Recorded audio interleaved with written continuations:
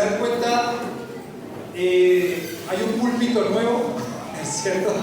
Alguien hizo un púlpito para la iglesia y damos gracias a Dios por cada persona que invierte sus dones y capacidades y recursos para la obra del ministerio, para la edificación del cuerpo de Cristo.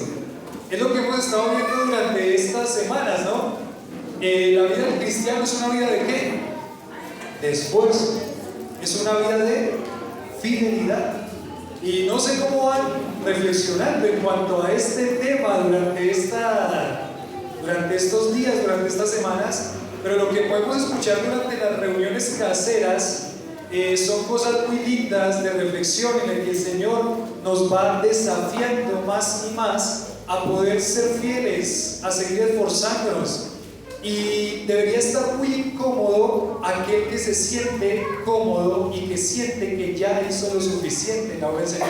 Debería estar sintiéndose muy incómodo aquel que no está siendo fiel en sus responsabilidades como creyente. Debería estarse sintiendo muy incómodo con cada uno de estos pasajes, porque lo que Pablo va a hacer a Timoteo es animarle más y más a que no baje la guardia, sino que se mantenga enfocado en lo que Dios le llamó a hacer.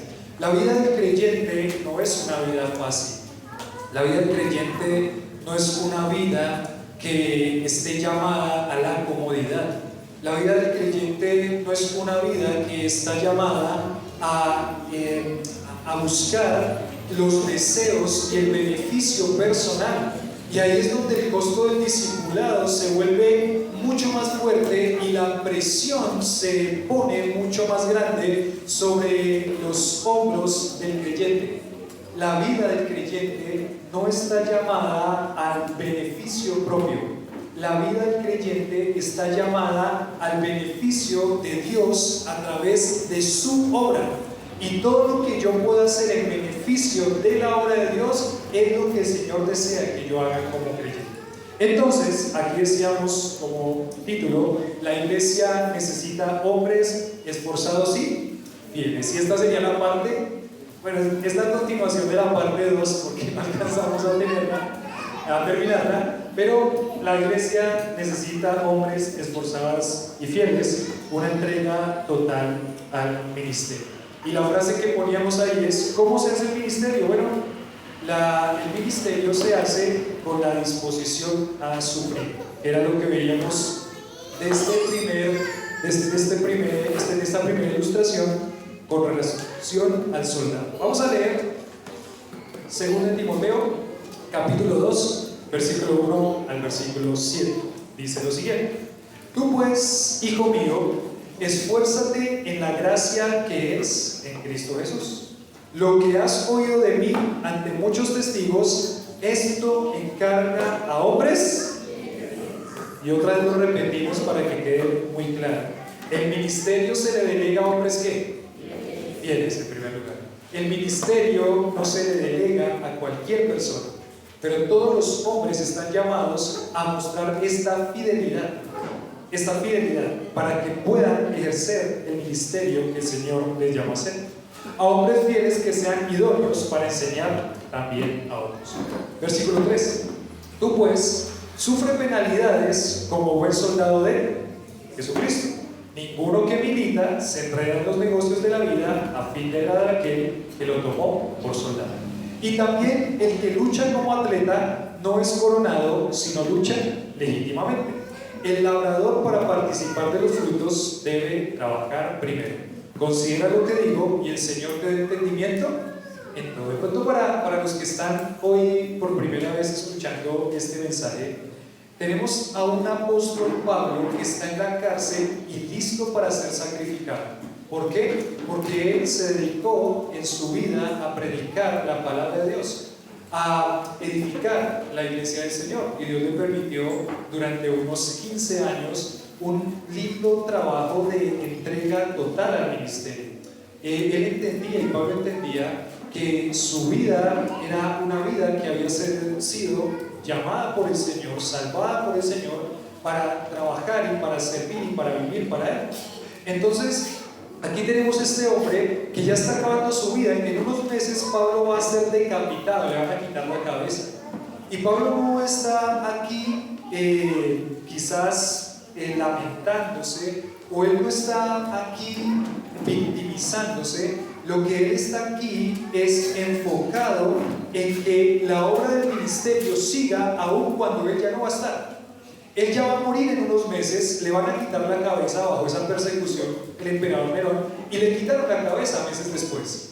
Pablo murió ahí, en Roma, y en este momento él está encarcelado.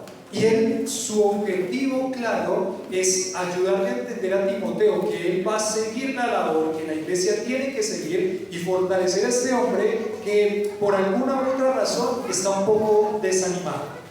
Y decíamos que las palabras que utiliza Pablo para animar a Timoteo no son palabras victimizándolo, sino que son palabras de exhortación, para que él tome la posta que el apóstol le va a dar y continúe la carrera que tiene por delante. Acá, en este momento, en este pasaje, lo que va a hacer Pablo es decirle a Timoteo: la vida es una vida de esfuerzo. El ministerio son hombres fieles que van a crecer, que van a llevar la palabra a la siguiente generación, que van a ir a muchos lugares a fundar iglesias acompañados con hermanos fieles también. Y mira, te digo cómo se hace el ministerio, le dice Pablo a Timoteo. Recuerda esto, recuerda que el ministerio se hace con la disposición a sufrir. Así como un soldado entiende que va a sufrir, que cuando se enlista a ser soldado, él ya entra con la disposición a sufrir, porque la vida militar es una vida de mucho esfuerzo, de mucho sacrificio y de mucho sufrimiento. Así también tiene que ser la vida del creyente, del pastor en primer lugar. El pastor tiene que ser alguien que se esfuerza, que se sacrifica, que lucha, que muestra fidelidad, que es un ejemplo. Y los creyentes deben seguir también esas características, deben tener y vivir para esas características. Entonces decíamos, así como el soldado, se hace el ministerio con la disposición a sufrir. En segundo lugar, lo que vamos a ver es que el ministerio se hace con la disciplina del luchador. Ese sería el segundo punto. Con la disciplina del luchador o del atleta. Bueno, aquí solamente como para terminar la idea del soldado, aquí dice en el versículo 3: tú pues sufre penalidades como buen soldado de Jesucristo. Y Pablo está también prácticamente diciendo: el soldado es uno que se pone al lado del otro para sufrir. Y qué importante es que en la batalla, se pueda ver a alguien que está acompañando toda esa batalla y ese sufrimiento. No sé si recuerdan que veíamos y pensábamos mucho en las películas que vimos como soldados, pero ¿qué pasa cuando hay un soldado atemorizado que huye de la batalla? ¿Eso qué produce en los otros soldados? Y lo que produce regularmente en los otros soldados es también temor, porque eso se contagia. Qué importante que el creyente entienda que esta batalla es una batalla que no es para cobardes. Y por eso es que seguramente Pablo, en todo este contexto que estamos hablando, le dice a Timoteo en el capítulo 1, le dice: porque Dios no nos ha dado espíritu de ¿qué? De cobardía, porque la cobardía tiende a acobardar a los otros. Esas son cosas que se pegan, sino que Dios no nos dio espíritu de cobardía, sino que nos dio espíritu de ¿qué? De poder, de amor y de dominio propio. Prácticamente Dios nos dio espíritu de valentía.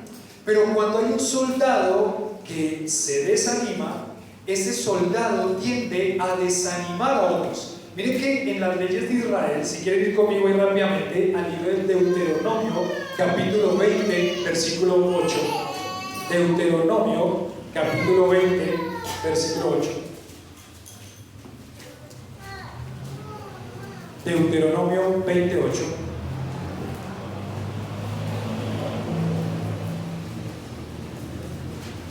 Tienen un titulito leyendo ahí en ese párrafo que empieza en el 20 y lo que dice en mi Biblia, puede ser que cambie un poco en una o en otra, dice leyes sobre qué, sobre la guerra. O sea, él está hablando, cuando van a ir a la guerra como pueblo de Israel, tienen que entrar a conquistar la tierra, tienen que hacer un montón de cosas ahí como guerreros, y está hablando de las leyes sobre la guerra, y dice el versículo 8, dice: y volverán los oficiales a hablar al pueblo y dirán, ¿qué van a decir?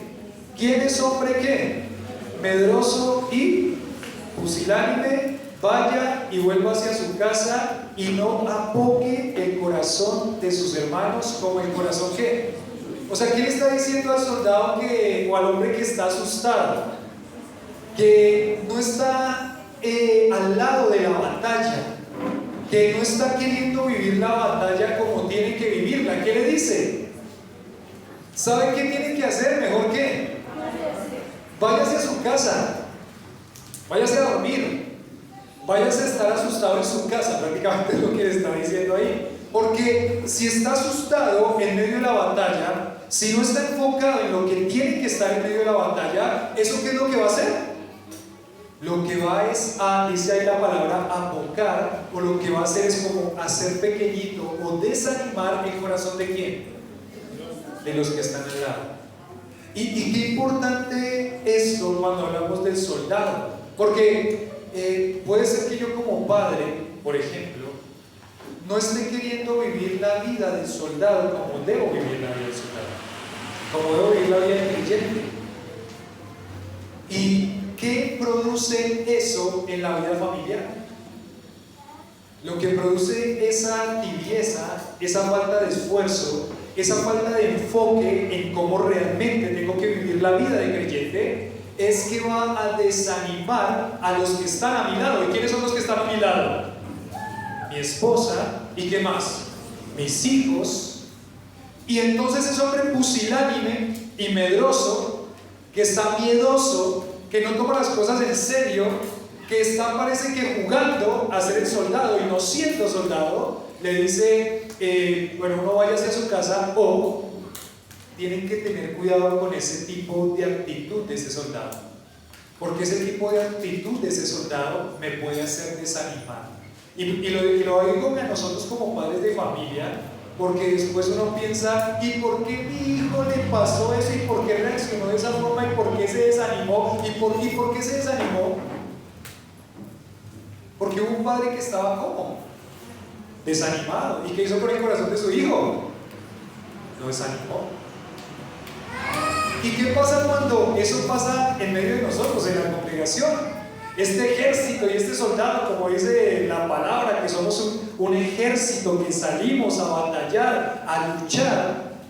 ¿Y qué pasa cuando hay este soldado que está medio tibio, que está medroso, pusilánime, perezoso, que no toma en serio las cosas del Señor? ¿Qué va a hacer con el corazón de sus hermanos?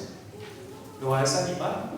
Bueno, puesto los ojos en Jesús, mis hermanos, porque por más de que hay hombres pusilánimes, perezosos, quizás indisciplinados, como puede haber en el ejército, en la batalla, también gracias a Dios, Dios ha puesto a muchos hombres esforzados, fieles y valientes, que son también un ejemplo para nosotros en seguir.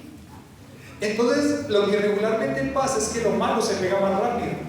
Lo que tenemos es que poner nuestra mirada en aquellos que están haciendo las cosas bien, que se esfuerzan, que no están diciendo, ay, no, yo ya no me esfuerzo más, sino aquellos que están llevando ese ministerio de una forma fiel, de una forma cuidadosa, de una forma esforzada, poner nuestros ojos en ellos e imitarlos. Imitar su fe, decía Pablo. Así termina esta sección de cómo se hace el ministerio, y es con la disposición a sufrir. Pero en segundo lugar, con la disciplina del luchador o del atleta. Y es el enfoque también que tiene aquí el atleta. Dice el versículo 5, y también el que lucha como atleta no es coronado, sino lucha ¿qué? Legítimamente. Bueno, esto del deporte, porque acá estamos hablando de un deportista, estamos hablando de que para ellos los Juegos Olímpicos ya eran algo muy común. Los Juegos Olímpicos que nosotros tenemos ahora eso en la época en la que se escribió el Nuevo Testamento, ya los Juegos Olímpicos prácticamente hacía unos 200 años que ya venían con esa práctica de juegos. No solamente estaban los Juegos Olímpicos en la ciudad en el país de Grecia, sino que también, por ejemplo, había unos juegos ahí en la ciudad de Corinto que eran muy similares a los Juegos Olímpicos. Lo que eso significa es que la cultura que vivía en ese tiempo tenía muy presente todo lo que eran los juegos, toda la disciplina que se requería para participar en esos juegos y todo lo que un luchador dejaba o quitaba de su vida para poder competir de una forma, y miren lo curioso, de una forma que le agradara a los dioses. Porque las competencias de los Juegos Olímpicos en ese momento era una competencia que se hacía para los dioses.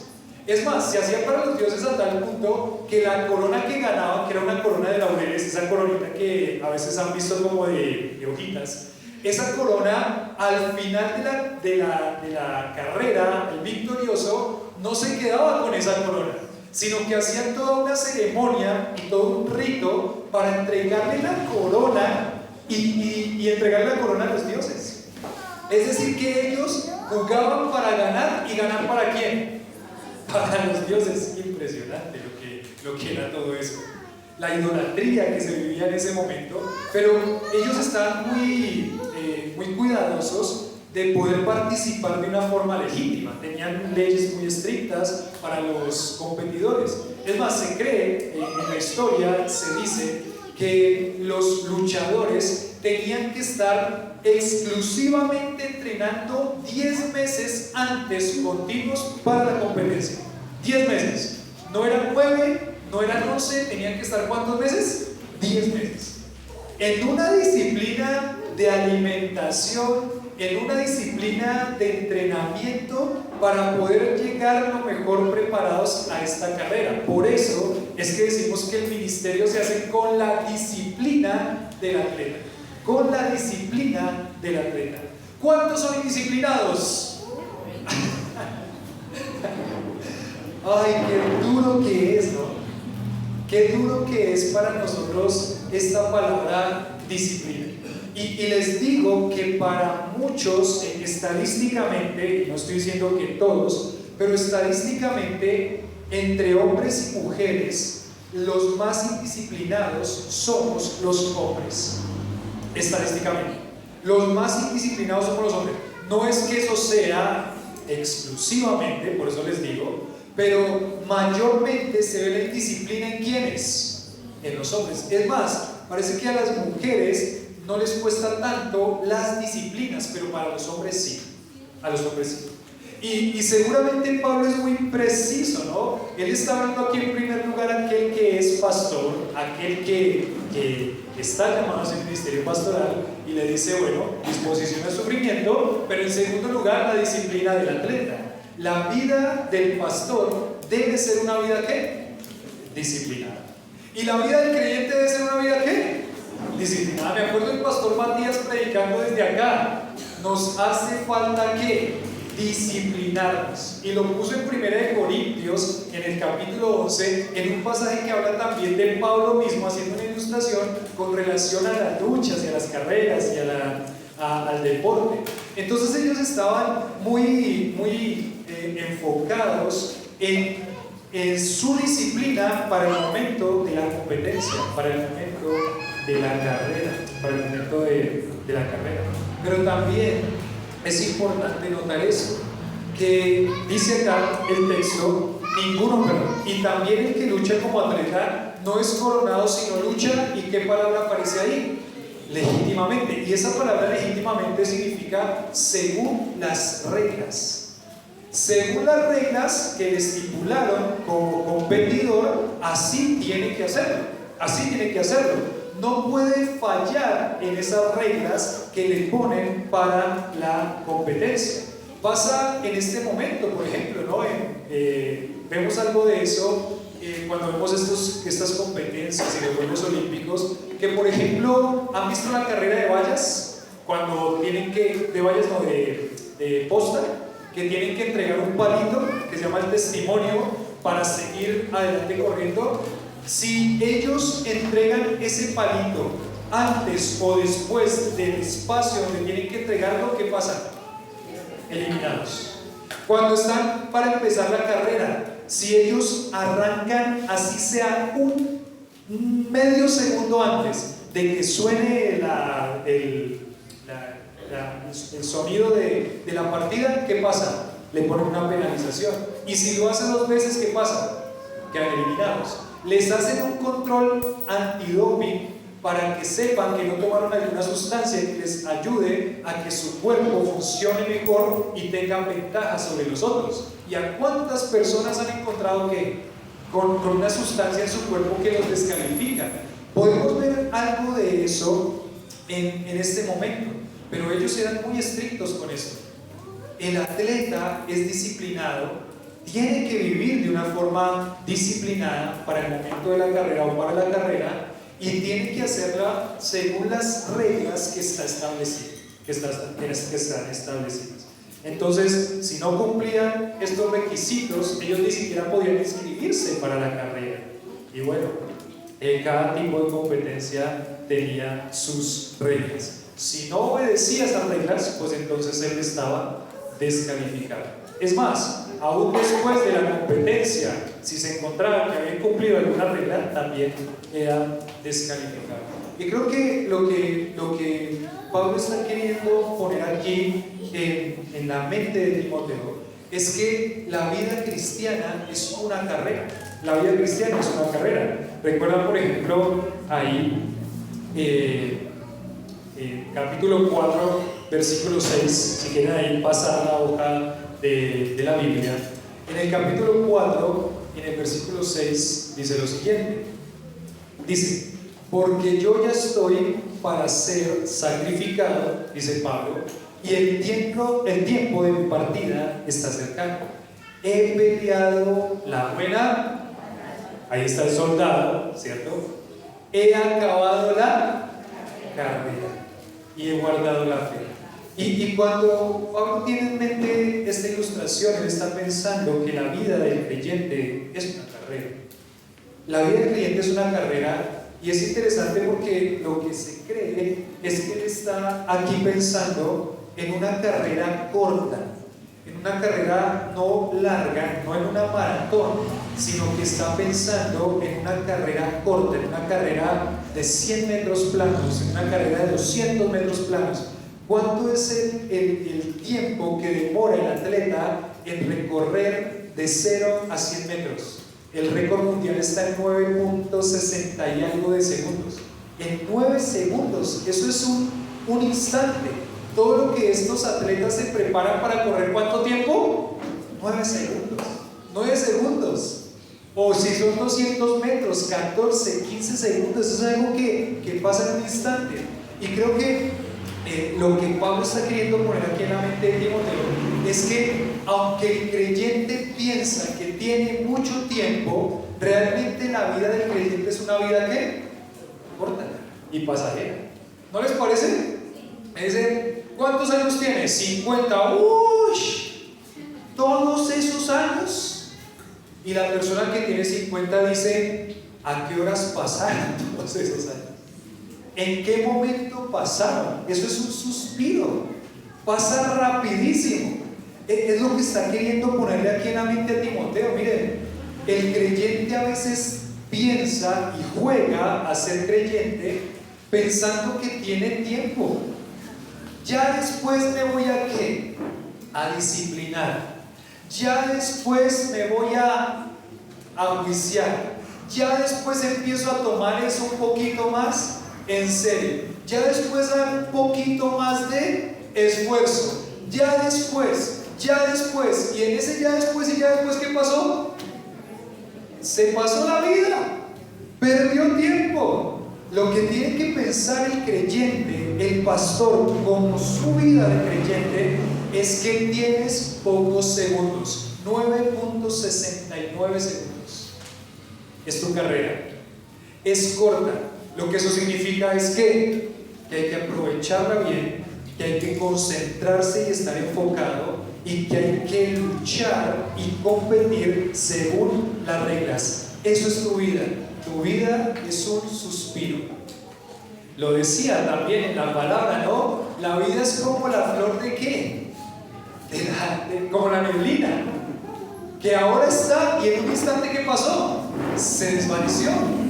Pero muchas veces nosotros pensamos que nuestra vida es una vida que tiene tiempo, y como tiene tiempo, entonces lo desperdiciamos en las cosas vanas, en las cosas que nos enredan, en nuestros propios pensamientos, y desperdiciamos una vida que es rápida, una vida que es rápida. Usted puede pensar que estamos aquí hablando en este momento de un hombre que escribió esto hace 2000 años. Eso es un montón de tiempo. De un hombre que hace 2000 años está muerto. Y uno piensa, tremendo. La vida del apóstol, él quería estar muy enfocado, pero es una vida que fue hace 2000 años. Y lo que hemos dicho siempre, ¿sabe quién va a acordarse de usted en 100 años? ¿Quién va a acordarse de usted en 100 años?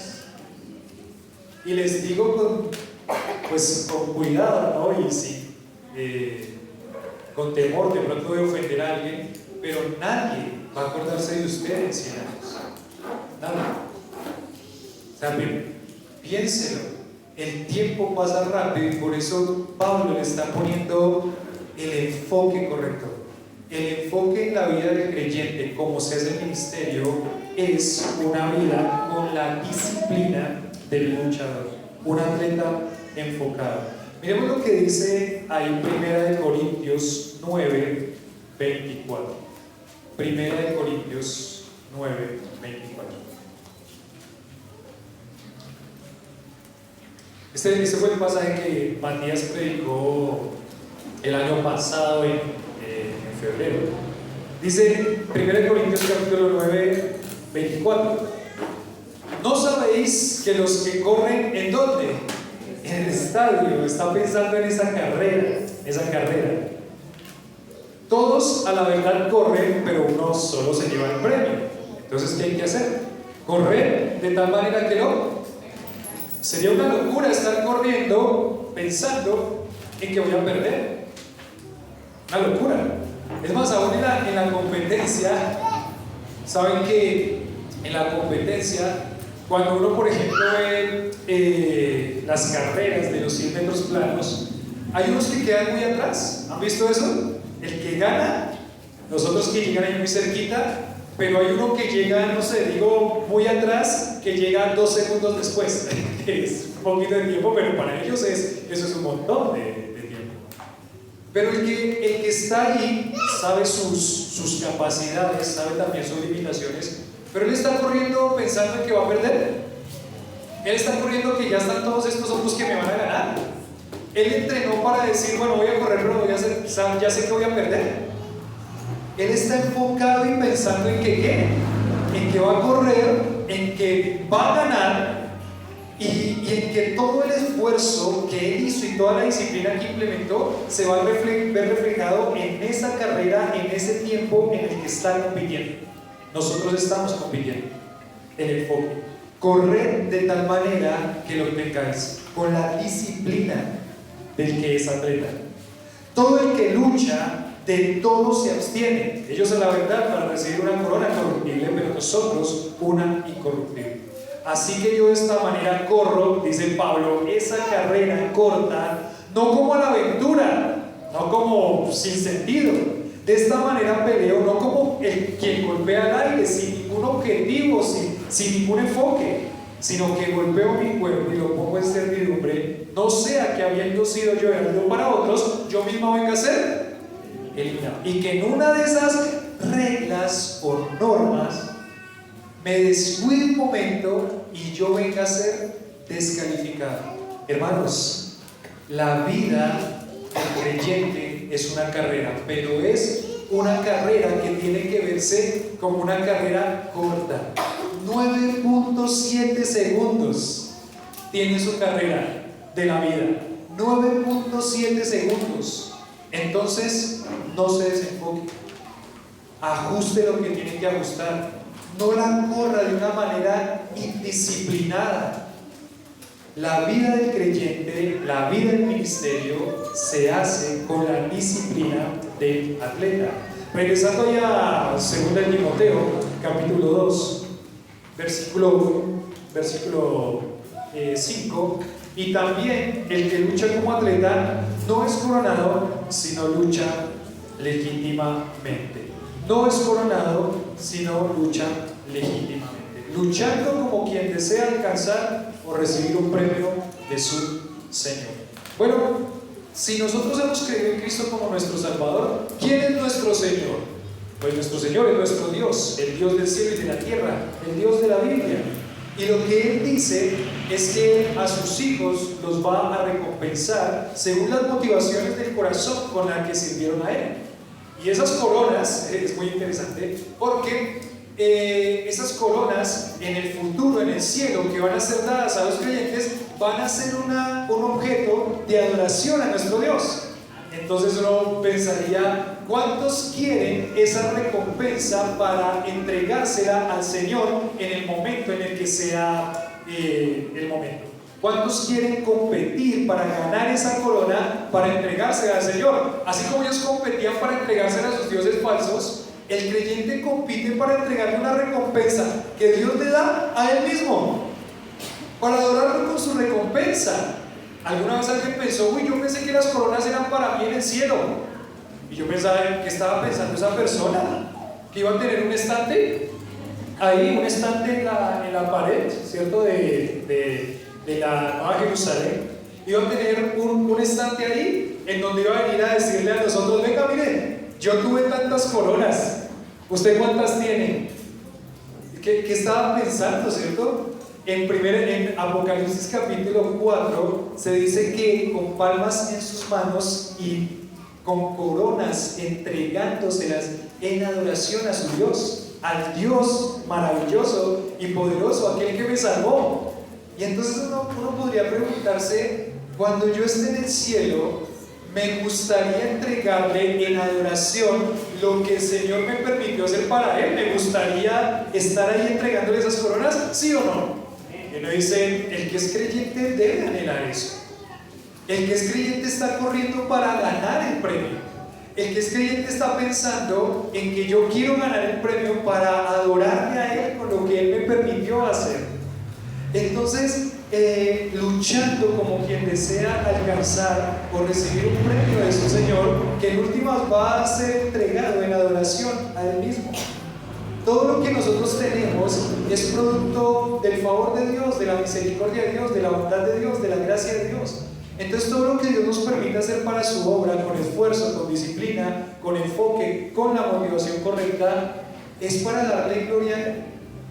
Si nosotros no fuéramos creyentes, ¿tendríamos alguna motivación para vivir para Dios?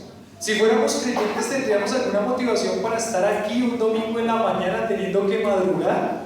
Si nosotros no fuéramos creyentes, ¿tendríamos alguna motivación de ayudar a nuestros hermanos en necesidad? ¿De estar pendiente uno a otro? No. El corazón del ser humano solamente piensa en él mismo, en alcanzar sus sueños, sus propósitos, sus metas.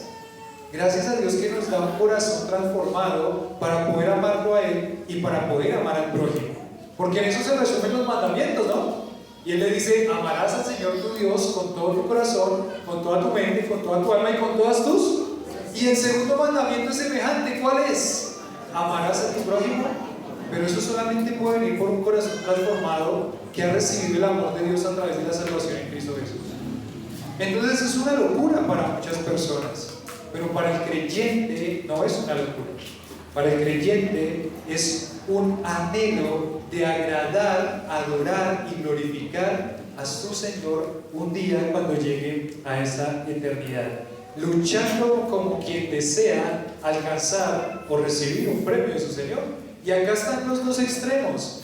O hay un creyente que está enfocado, que está disciplinado, que está luchando, que está queriendo hacer lo que Dios le dice que haga, o no. No hay otra opción, son esas dos opciones, o está enfocado o no está enfocado, o está pensando y preocupado en lo que es esa carrera corta de su vida para hacer todo lo que más pueda para glorificar a su Señor y recibir la recompensa de Él, o no. Es un atleta que no está preparándose o haciendo esa carrera como el Señor se la mandó a hacer. Entonces acá Timoteo necesitaba llevar una vida disciplinada. Es con lo que muchos de nosotros luchamos: disciplinas en nuestra área espiritual, disciplinas en nuestra vida espiritual. ¿Cómo esas disciplinas las tenemos por 2 días y después no las tenemos por 3 meses? Las ajustamos cuando empieza el año, ¿sí o no? Cuando empieza el año, ahí sí vamos a hacer, y ahí sí vamos con toda, y vamos a leer la Biblia en un año. Y empezamos los primeros 2 días, porque el 1 de enero es festivo y no se lee, ¿cierto? Ahí ya se perdió la disciplina. El 1 de enero es festivo, usted está echado en la cama todo el día, bien disciplinado en estar echado en la cama. Ahí está bien disciplinado, ahí no le quita a nadie esa disciplina. Y está bien echado en la cama, y ahí ya se fue. El segundo día, ¿qué hace? Bueno, lee sus 5 capítulos, pero ya está atrasado 5 porque no leyó el 1 de enero. Entonces, al no leer esos 5 capítulos, ya estoy atrasado 5. Y el segundo día también leyó los 5 y está animado, y el tercer día ya no. Y el cuarto día ya se fue. Y el quinto día, y ahora ya en este momento del año, que ya llegamos a mitad de año, ya se perdió la disciplina, pero usted está anhelando que llegue diciembre para que el 31 de diciembre diga: este año sí es mi año. Y este año sí voy a disciplinar. Decía alguien en una predicación que escuché alguna vez en diciembre, dijo: hermano, si tiene el deseo de disciplinarse, disciplínese hoy. No espere hasta que llegue diciembre, porque desde mayo se siente septiembre y desde septiembre se siente nada. Entonces, vamos a pensar en que la disciplina del creyente es muy importante en el ministerio, en primer lugar para el pastor, y en segundo lugar para todos los creyentes. Las disciplinas espirituales son valiosas, que vayamos ajustando eso, porque el ministerio se hace con la disciplina del atleta. Timoteo necesita llevar una vida disciplinada como atleta. El creyente no está llamado a buscar el camino más fácil. Y vuelvo y repito eso: el creyente no está llamado a buscar el camino más fácil. No se ve nada de eso en la Biblia. No está llamado a buscar el camino más fácil. Lo que el creyente está llamado a hacer es a usar los recursos divinos y los procedimientos bíblicos, aunque sobrevengan oposición y tribulación. Pablo sabe que Dios lo va a recompensar por eso. Hay una hojita después de este pasaje en 2 de Timoteo 4, versículo 6. Pablo sabe y tiene en su mente que él está corriendo por esa recompensa, no para él, para dársela al Señor, pero él está corriendo de tal modo que la va a obtener. Capítulo 4, versículo 6. Yo estoy para ser sacrificado. Versículo 7. He peleado la buena batalla, he acabado la carrera, he guardado la fe. ¿Y qué dice el 8? Por lo demás, ¿me está qué? Guardada la corona de justicia, la cual me dará el Señor, pues justo. Él va a ser justo, va a dar a cada quien lo que debe dar. En aquel día, él está pensando en ese día, en el día de la recompensa. Y no solo a mí, sino también a todos los que aman su ¿qué? Hay una corona para aquellos que aman su venida. ¿Cuántos aman que esto? ¿Cuántos quieren que el Señor venga? Sí, claro, ahí sí todos, porque quieren la corona, ¿sí o no? Ahí sí todos dicen amén, porque no. Nuestro corazón está atado a esta tierra, hermanos. Nuestro corazón es un corazón que está queriendo estar acá. Examinemos nuestro corazón y con sinceridad: no quiero que venga el Señor. Yo no quiero que venga. Yo quiero estar acá. Bueno, no estoy diciendo que todos, no. Seguramente muchos sí aman a el Señor. Cada vez que pasa algo difícil, el otro día le decía a Samir: ay, Samir, más bien que ya venga el Señor. Y decía Samir: no, esperen que llegue mi primera quincena, que no venga todavía. Nada, Samir ya había recibido su primera quincena, estaba esperando la segunda. El Señor, hasta que llegue mi segunda quincena. Pero nuestros pies están atados en esta tierra. Pero lo que Pablo está queriendo decir aquí, y poniéndole en contexto a Timoteo, la carrera de cristiano es una carrera corta. Es una carrera corta. Es una carrera de 9.5 segundos, de 15 segundos. Hay que correr de tal manera que lo obtengáis, que obtengáis la recompensa. Y qué lindo pensar, ahora empiezo a pensar, uy, chévere, si Dios va a dar una corona para aquellos que aman su venida, empiezo yo a pensar, Señor, ven pronto. Y de pronto en ese momento hay una convicción de decir, Señor, sí, ¿qué sería mejor? Bueno, hay una lucha ahí en el corazón, como decía Pablo, quiero irme con el Señor, pero eso me impediría estar con ustedes, y quiero estar con ustedes, pero eso me impediría estar con el Señor. Entonces no sé qué hacer. Bueno, hermanos, un día va a llegar ese momento. El día va a llegar cuando estemos en la presencia del Señor. Corran esa carrera corta con todo su esfuerzo, con todo su enfoque y con toda la disciplina. El Señor me dará una corona en aquel día, y no solo a mí, sino a todos los que aman su venida. Esa corona va a ser nuestra ofrenda de adoración a Él. Y cantábamos ahorita esa canción nueva. ¿Tú eres qué? Tú eres digno, Dios Padre nuestro, tú eres digno. Él es digno, digno de todo honor, digno de todo loor. Y si en algo yo puedo adorarle con una corona que Él me dé, yo voy a hacer todo lo que sea necesario para correr de tal manera que lo obtenga. De tal manera que lo obtenga. Entonces en este momento somos nosotros atletas disciplinados que estamos corriendo una carrera corta para ganar un premio, para dársela a nuestro Salvador. Y qué lindo sería ese momento. Ese momento en el que yo, con las coronas que tenga, 1, 2, 3, poder echarlas a los pies del Salvador y cantarle, tú eres digno, tú eres digno de todo lo que pude hacer para mí.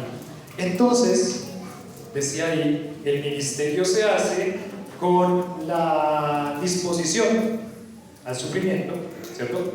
Con la disposición al sufrimiento, con la disciplina del atleta, y en tercer lugar, el ministerio se hace con la diligencia del trabajador, con la diligencia del trabajador o del labrador, del que labra la tierra. Porque es interesante también acá cómo Pablo le pone estos tres ejemplos, ¿no? Estos tres oficios, estas tres personas que se dedican a soldado, que se dedica a atleta y ahora que se dedica a un labrador. Porque el labrador no está pensando en obtener frutos rápidos. ¿Por qué? Porque el labrador sabe que los frutos no puede acelerarlos. El proceso de cultivar, de arar, de cultivar, de cuidar, de regar, de que crezca, de que tome el fruto de eso que sembró, ¿es un proceso corto o es un proceso lento? ¿Lento o rápido? Es un proceso lentísimo. Yo no sé quién ha tenido aquí la oportunidad de cultivar algo, pero no sé cuánto tiempo se da el primer frutito, ¿cierto? De lo que uno cultiva. Entonces, ¿qué tiene que tener el labrador? El labrador tiene que tener ¿qué? Paciencia, pero tiene que ser diligente en cuidar, ¿cierto? Hay terrenos muy fértiles en los que uno bota cualquier cosa y crece un montón, pero regularmente ¿qué es lo que hay que hacer? Hay que cuidar, ¿cierto? Alguna vez alguien me dijo, y llegué y las hormigas se habían comido toda la planta. Oiga, yo no cuidando eso todo tanto tiempo y dele, y que esto y que lo otro, y cercándole, y que el pesticida, y que una cosa y que la otra, y llega y la hormiga se le comió toda la planta. No puede ser posible. Entonces, ¿qué hace? Bueno, no, ahora tengo que estar cuidando y voy a mirar de dónde vienen las hormigas. Y se dan cuenta que las hormigas vienen como de una montaña, un hormiguero que es de una montaña de grande. ¿Cómo saca esa vaina de ahí? Pero tiene que cuidar, tiene que ver los peligros que van a dañar ese fruto que espera ver. El labrador, en este caso, no es alguien que está corriendo una carrera de 9.6 segundos, sino es alguien que en medio de la carrera parece que está siendo muy diligente, muy paciente, muy cuidadoso para poder participar de ¿qué? Dice acá el versículo 6. El labrador, para participar de ¿qué? De los frutos, debe trabajar primero. Debe trabajar primero. Y qué lindo cuando hay fruto, ¿no? Qué lindo cuando usted tuvo la oportunidad de cultivar algo y le dio fruto, esos son los momentos más lindos. Y cuando puede agarrar ese fruto y comerlo, quizás es el mejor momento. Todo lo que había esperado. Cuando mis papás tenían una finca, era decir, vamos a ver cómo está. Y que la papaya ya está. Y que la patilla ya dio. Y que la mandarina se arruinó toda. Qué triste. Pero cuando uno puede agarrar esa fruta que ha sido cuidada por tantos meses y partirla y comerla, eso es de los mejores momentos que hay para la vida de aquel que ha labrado la tierra, que ha sembrado y que ha cuidado. El momento de participar de los frutos. La diligencia del trabajador, la diligencia del labrador. Y miren que aquí la diligencia se puede definir de esta forma. La diligencia es la capacidad de mantenerte cada día haciendo lo que tienes que hacer. Está muy ligada a la disciplina. Es la capacidad de mantenerte cada día haciendo lo que tienes que hacer. Con excelencia, cada día lo que tienes que hacer. Con excelencia. No simplemente hacerlo por hacer o por cumplir, sino buscando ¿qué? La excelencia en lo que haces. Hacerlo con excelencia. Sin ver ningún resultado, que es lo más conflictivo ahí en el corazón. ¿Cuándo va a ir el resultado? No importa. Tengo que hacerlo cada día con excelencia, sin el resultado, pero esperando algún día ver el fruto y mantener eso, esa disciplina, esa diligencia durante toda tu vida. Eso es diligencia. La diligencia del trabajador, la disciplina que debe tener. Miren, hay personas que tienen muchas capacidades, creo que todas las personas tienen una cantidad de capacidades maravillosas que Dios les dio. A imagen de Dios fue hecho el hombre. Y Dios ha dado una multiforme gracia que ha mostrado su favor en muchísimas formas. Cada uno de ustedes tiene muchísimas características muy lindas que Dios les dio. Algunos son buenos para una cosa, algunos son buenos para otras cosas. Es espectacular. Y todo lo que Dios dio es para mirar cómo hacer crecer la obra del Señor. Entonces hay personas que tienen muchas capacidades, pero saben que la vida de muchos no va a mostrar ningún fruto. ¿Y por qué no va a mostrar ningún fruto? Porque no tienen diligencia, porque no tienen disciplina. Pueden tener las capacidades, pero no tienen disciplina para hacer las cosas, porque no tienen diligencia para hacer las cosas, porque no hay un esfuerzo para hacer las cosas, porque es lo que Pablo está diciendo en Timoteo en el primer versículo, es el mínimo esfuerzo. Y aquí lo que le está diciendo Pablo a Timoteo es: esfuérzate en la gracia que es en Cristo Jesús. Dios va a producir que te esfuerces y tú tienes que esforzarte. Pero hay personas que no van a ver ningún fruto en su vida porque no hay diligencia y porque no hay disciplina, porque siempre están anhelando serlo, pero nunca llegan a ser disciplinados. Nunca llegan a ser disciplinados. Pero este trabajador es un hombre que no va a ver el fruto inmediato, pero va a seguir trabajando igual porque él quiere ver el fruto en algún momento. Él quiere ver el fruto en algún momento. Y acá lo que nos dice, miren que el versículo 6 dice: el labrador, para participar de los frutos, debe ¿qué hacer primero? Debe trabajar primero. Y cada vez que apareció esa palabra trabajar en el Nuevo Testamento, esa palabra trabajar está definida como un trabajo o una labor que se hace hasta el cansancio. Hasta el cansancio. Lo que significa, este hombre está enfocado, es diligente y lo hace arduamente, hasta el cansancio. Es la diligencia del labrador. Es la diligencia del labrador. Y Pablo era un ejemplo maravilloso para participar de los frutos, para tener parte, para experimentar de los frutos. Debe esforzarse, debe trabajar, arduamente, esforzarse hasta el cansancio. La vida del pastor es una vida esforzada. La vida del creyente es una vida esforzada. Y al final, lo que tiene en mente el trabajador, ese labrador, es el momento en el que el fruto llegue. El trabajador puede ver con gozo y acción de gracias muchas veces los resultados espirituales en la vida de los creyentes.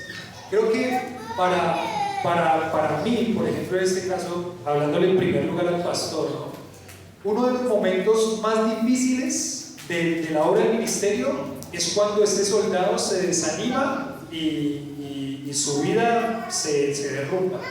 Pero los momentos más lindos que hay también en la vida del pastor, esa es la parte linda, es cuando uno ve a personas tomando decisiones para trabajar contra su propio pecado para la gloria de Dios. Creo que esos son momentos maravillosos en los que una persona ajusta su vida, de pronto se arrepiente, trabaja, lucha contra su pecado, quiere amar y vivir para el Señor, empieza a disciplinarse, empieza a ser diligente. Les digo que eso es uno de los mayores gozos que hay para la vida del pastor. Cuando las personas están respondiendo a lo que la palabra de Dios está inquietando en sus corazones, eso es uno de los momentos más lindos que hay para la vida del pastor. Y yo les digo que, aunque hay muchas situaciones difíciles en la iglesia, siempre, digo yo, uno se desanima, pero hay que ver el vaso medio lleno, no medio vacío. Muchos hermanos se desaniman, pero hay una gran cantidad de hermanos que están animados. Y eso es una bendición, y eso es una alegría. El trabajador se esfuerza hasta el cansancio para mirar los frutos, y muchos de esos frutos son las decisiones que van tomando los creyentes para vivir, amar, servir a Dios con todo su corazón. Entonces, la vida del pastor y la vida del creyente en general debe verse como una vida que la norma es estar exhausto y cansado. Esa es la vida. La vida del creyente y la vida del pastor es una vida que debe verse como una vida en la que él va a estar exhausto y cansado la mayor parte del tiempo. Creo que ahí es donde toma sentido una frase que un pastor decía: hermano, el descanso es en el cielo, decía él. No, obviamente no, que no hay momentos para descansar, ¿no? O sea, ¿entienden a lo que me refiero, no? O sea, la vida del creyente es una vida que va a estar enfocada en el esfuerzo, como el labrador, en la disciplina, como el atleta, en la disposición a sufrir, como el soldado. Eso es lo normal, eso es lo que esperamos. Una vida cansada, una vida exhausta. Entonces, ¿cómo está, hermano? ¿Está cansado? Sí, pero está ahí con gozo. ¿Cómo está? ¿Se lo ve cansado? No, yo no estoy cansado. ¿Por qué? ¿Tengo ojeras? ¿Por qué? ¿Qué pasó? ¿Cómo me veo? ¿Qué tengo ojeras? ¿O qué pasó? No, sí estoy cansado. Y la vida del creyente, regularmente, una vida que se entrega por la obra del Señor, por sus hermanos, es una vida de cansancio. Es una vida en la que no va a estar exhausto. Es una vida en la que van a haber trasnochos, en la que van a haber madrugadas, en la que van a haber sacrificios, en la que hay que ir para acá, hay que ir para allá, hay que atender, hay que cuidar a la familia, hay que cuidar a los hermanos. Hay que enfocarse en ir, en participar, hay que ir a la reunión casera, hay que ir a otra reunión casera, hay que estar con los jóvenes, hay que estar con los hermanos, hay que estar en los momentos de la reunión de oración, hay que estar. ¿Y eso qué produce? Cansancio. Y puede ser que al final del día uno está exhausto, y está bien. Esa es la vida del pastor, y esa es la vida del creyente. Entonces estoy cansado, que pueda descansar, ya eso es otra cosa, ¿verdad? Descanso un ratito. No puedo descansar, entonces ¿qué hay que hacer? Seguir adelante. Hay que esforzarse hasta el cansancio. Entonces tu vida debe verse como una vida en la que estar exhausto es la norma, es la regla. Estar exhausto es la regla. El trabajo intenso es lo que nosotros tenemos que poner en mente. Y como les decía, esto le está hablando en primer lugar al pastor, y el pastor es uno que tiene que esforzarse y trabajar. Todo lo que implica la preparación, la enseñanza, la predicación del domingo, cuidar a los hermanos, visitar al uno, visitar al otro, atender, exhortar, mandarle un mensajito. No lo vi hoy. ¿Cierto? ¿Qué pasó? ¿Cómo está? Todo eso es un esfuerzo, una carga. Entonces la vida del pastor es una vida de esfuerzo, en el que estar exhausto es la norma. Y decía alguien una frase: no hay jubilación en la obra del Señor. No hay jubilación.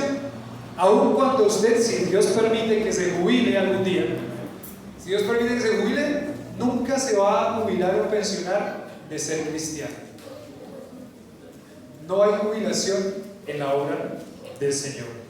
Y también cuando pensamos en el fruto, pensamos en ese fruto eterno al final de la vida, cuando el Señor recompense también todo eso que fue ese esfuerzo diligente con la motivación correcta para Él. Y termina diciendo aquí el pasaje muy importante, capítulo 2, versículo 7. Dice acá: considera lo que digo y el Señor te dé entendimiento en qué. Considera lo que digo. La palabra considerar significa entender, o reflexiona, o piénsalo, o guárdalo.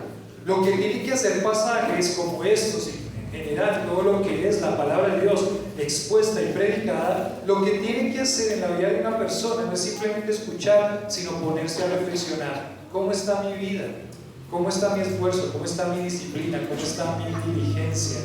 ¿Qué cosas tengo que ajustar y tengo que hacerlas? ¿Cómo me ayudo? ¿Quién me ayuda? ¿A quién le digo? ¿A quién le rindo cuentas? ¿Cómo hago para seguir creciendo y esforzándome? Pon atención, reflexiona sobre estas cosas. No te las estoy diciendo solamente para que las escuches, las estoy diciendo para que las vivas. Esta es tu vida. Tu vida cristiana es todo, toda tu vida. Yo no añado la vida cristiana, yo no añado algunas cosas de cristiano. Mi vida es la vida cristiana. Yo soy cristiano antes que cualquier otra cosa.